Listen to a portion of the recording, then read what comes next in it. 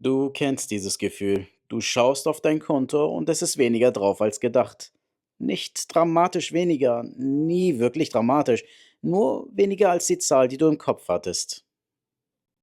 Und wenn du mal die Woche durchgehst, der Kaffee am Dienstag, das Ding an der Kasse, die Liefergebühr, die teurer war als das, was du bestellt hast, naja, lauter Kleinbeträge, an die du dich kaum erinnerst, weil keiner sich wie eine Entscheidung anfühlte.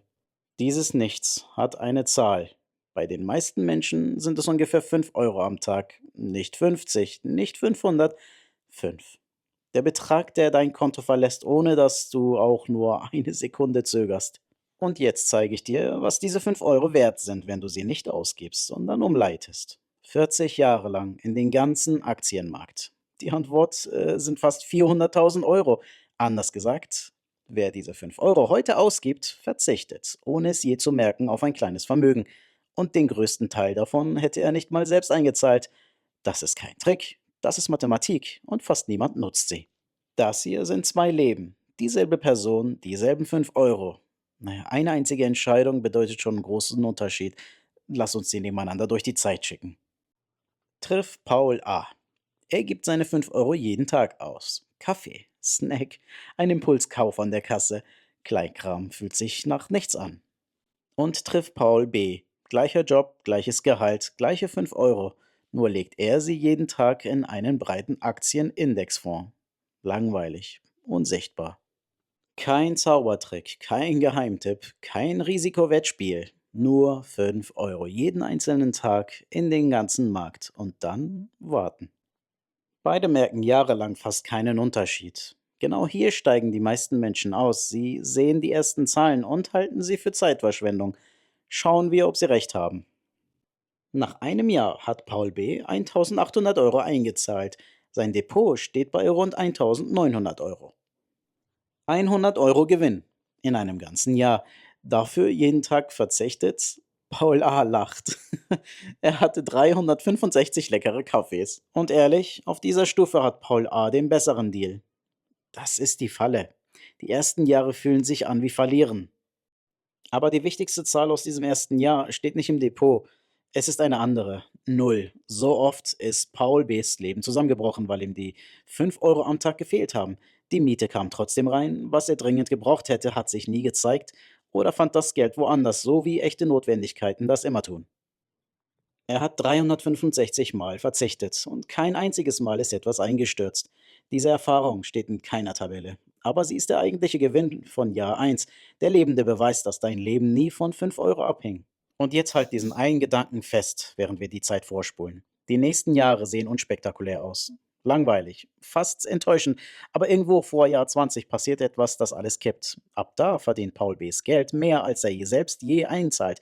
Bleib dran, bis dahin zumindest, denn genau diesen Moment willst du sehen. 5 Jahre. Paul B. hat 9.000 eingezahlt und besitzt fast 11.000. Zum ersten Mal arbeitet das Geld sichtbar mit.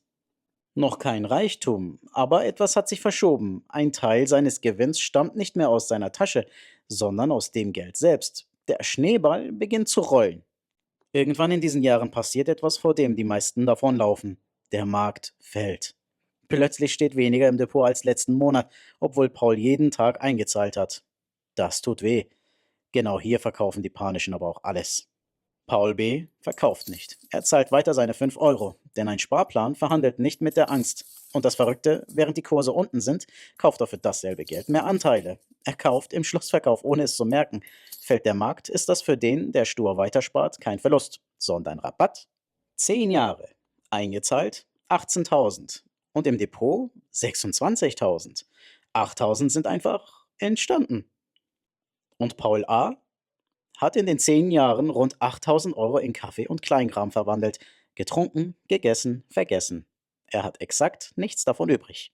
Zum ersten Mal stehen die beiden spürbar woanders. Und hier scheitern die meisten Menschen nicht am Geld, sondern an diesen ersten 10 Jahren. Unser Gehirn braucht schnelle Belohnung und die liefert der Zinseszins am Anfang einfach nicht. Naja, deshalb gilt, Struktur schlägt Motivation. Paul B. hat sich nie jeden Monat neu motivieren müssen. Er hat es einmal eingerichtet und der Dauerauftrag lief weiter, auch in den Monaten, in denen er das Depot komplett vergaß. 20 Jahre. Halt hier kurz inne. Paul B. hat 36.000 Euro eingezahlt, sein Depot steht bei fast 80.000. Mehr als die Hälfte hat er nie selbst verdient. Das ist der Moment, in dem der Zinseszins die Führung übernimmt. Wortwörtlich, dein Geld verdient jetzt mehr Geld, als du selbst dazulegst. Du bist nicht mehr der Motor, du bist nur der Funke von früher. Fachleute nennen diese Form exponentielles Wachstum. Unser Gehirn versteht sie nicht, wir denken in geraden Linien. Genau deshalb unterschätzt fast jeder, was Zeit mit Geld macht. Paul A. ist übrigens immer noch bei Null. Er trinkt immer noch seinen Kaffee. Er hat nie etwas falsch gemacht. Er hat nur nie angefangen. 30 Jahre. Eingezahlt 55.000. Im Depot 186.000 Euro. Aus jedem selbstgesparten Euro sind mehr als 3 geworden. Und es beschleunigt weiter, denn je größer der Schneeball, desto mehr Schnee nimmt jede einzelne Umdrehung mit. Die letzten Jahre bringen mehr als die ersten 20 Jahre zusammen.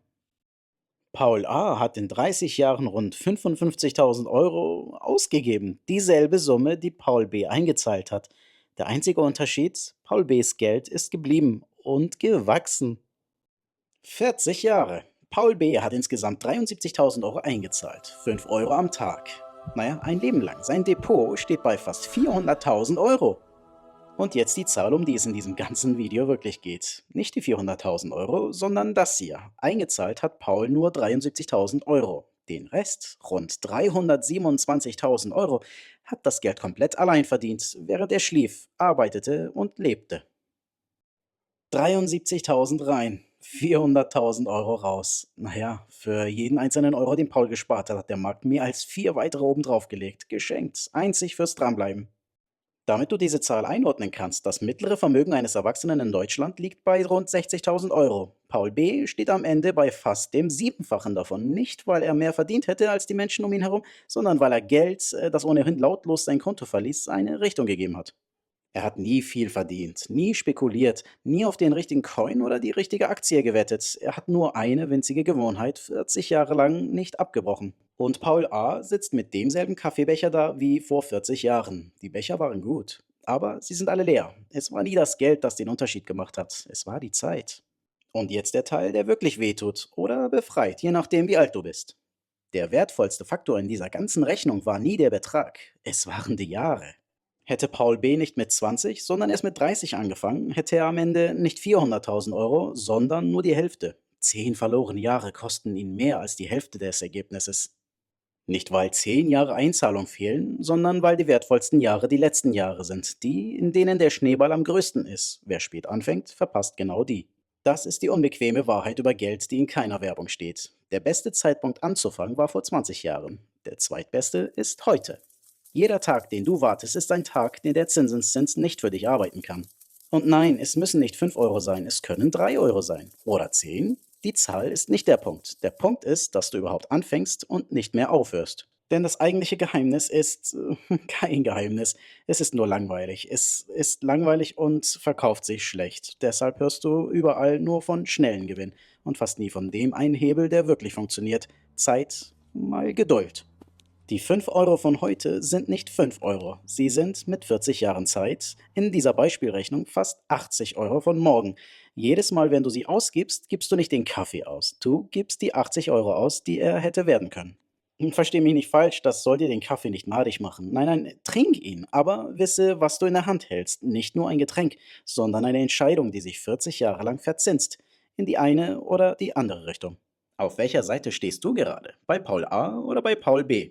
Und welche 5 Euro gibst du morgen aus? Schreib's ehrlich in die Kommentare. Denn am Ende haben die meisten Menschen kein Geld, sondern eher ein Zeitproblem. Und das merkt man immer erst, wenn die Zeit schon vorbei ist. Wenn du verstehen willst, wie Geld wirklich wächst, dann so ganz ohne Hype abonniere Schattenkonto. Der beste Tag anzufangen war gestern. Der zweitbeste ist heute. Bis bald!